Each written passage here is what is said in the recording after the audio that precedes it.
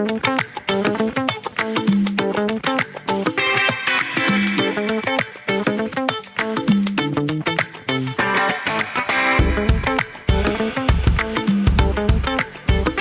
my name is Mark Dintz. I'm an engineering manager for the Pennsylvania Gaming Control Board, Gaming Laboratory Operations. We have an office in Harrisburg, Pennsylvania, where we certify and approve all gaming equipment that is electronic that is found in a casino in Pennsylvania. One of the first steps that a manufacturer must take when they get into the business of casinos in Pennsylvania is they need to get licensed. Once they receive that license, then they may submit their products to the lab for review. We'll do a statistical analysis on the games to determine that they meet the regulatory requirements. That involves calculating all the paybacks for all the pays, using weights and numerical analysis to determine whether the payback percent is between 85 and 100%. You'll find in this lab we have machines from dozens of different manufacturers. So we have a team of 8 statisticians who do the math evaluation and 6 engineers. They specialize on different manufacturers because of the uniqueness of their themes. To verify that the math models are actually what is in the software, the engineering unit will emulate the game math and determine if the pays are paying correctly.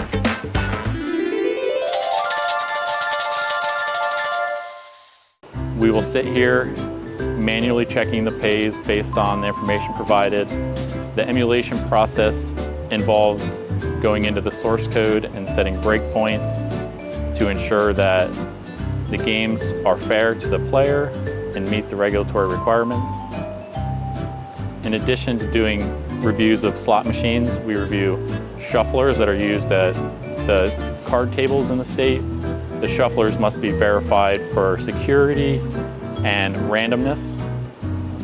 That is also handled by both the statistician unit and the engineering unit. We also will review casino management systems, which handle jackpots, ticket in, ticket out, and player promotional. We have 7 different manufacturers of casino management systems for both the casino industry and the video gaming terminal market. We call those route management systems. Those route management systems at the video gaming terminals don't quite have the same functionality as the casino management systems. They specifically handle only ticket in and ticket out. We also review kiosks and ticket redemption units. We have a number of sports betting kiosks that allow a patron to go up to the kiosk and place wagers. They can also redeem tickets at the kiosk to place additional wagers or redeem for cash. The ticket redemption units that we review handle ATM functionality, bill breaking, ticket in and ticket out, and occasionally they will be used to handle jackpot processing by casino personnel. We work hand in hand with all the agencies here in the gaming board to ensure smooth operation and regulatory oversight at all aspects of the gaming in Pennsylvania. This includes working with compliance units for the casinos. We have a Bureau of Gaming Operations that handles all internal controls. We also have a Bureau of Casino Compliance where we have staff on site at every casino who inspect machines, handle patron complaints, and deal with the day-to-day operations at the casino. We also have an iGaming compliance unit who handles all the complaints for online interactive gaming, as well as reviewing the software as it's being put into the field. As you can see behind me, we have at least a couple dozen machines in this row here. They're made up from a couple different manufacturers. I would estimate we have a total of 150 machines in the lab, which would represent every model of machine that you would find in a casino. This will enable us to set up any game that is found in the casino to review for any sort of reasons that we might have.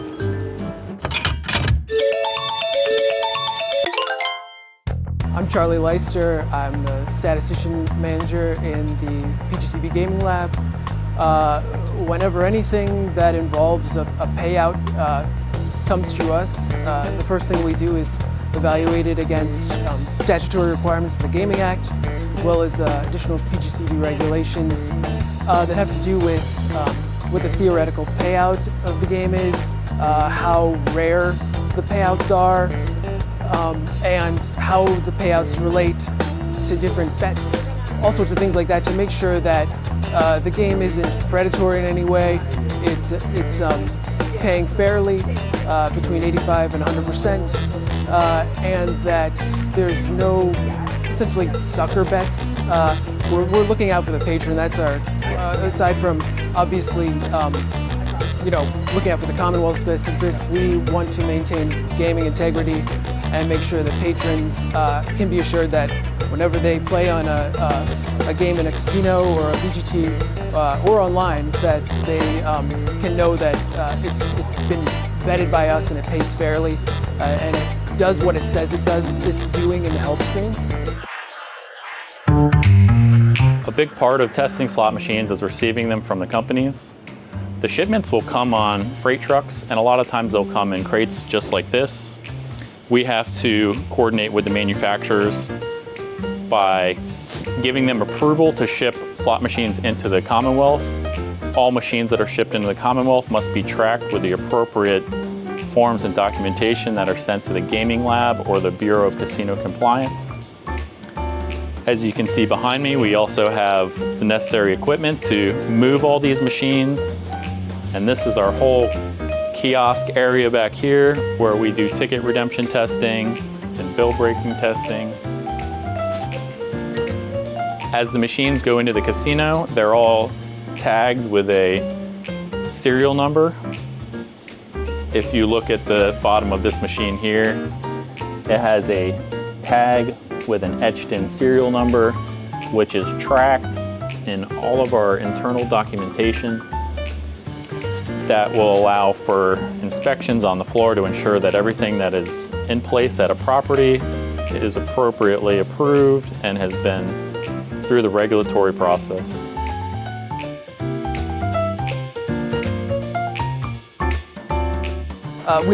So in addition to land-based stuff that you see in here, we do everything on the iGaming side. We also do, in addition to slots, we do table games. So anything felt, with a dealer in the casino, peer-to-peer poker, electronic table games, you name it. It's been reviewed by both a statistician and an engineer, and then signed off on before it can be deployed for play in Pennsylvania. Also, anything that involves a random outcome, whether it's virtual reels like on this game, or mechanical reels like on that slot machine, they all have to be, we have to review the random number generator that determines those outcomes. That's a separate piece of software from the games themselves. We have rules about it having to pass a chi-squared test, but they are run through all sorts of other statistical tests to make sure that there are no patterns that could be exploited. Everything has to be a random outcome. That's critical. Otherwise, we don't want someone to, crack the code or anything like that. If there's ever a time when a supplier thinks that there's a vulnerability in an RNG or any other software, it's important that they come to us immediately to disclose that, and then we have the power to revoke that, to remove it from the field, and replace it with a corrected piece of software.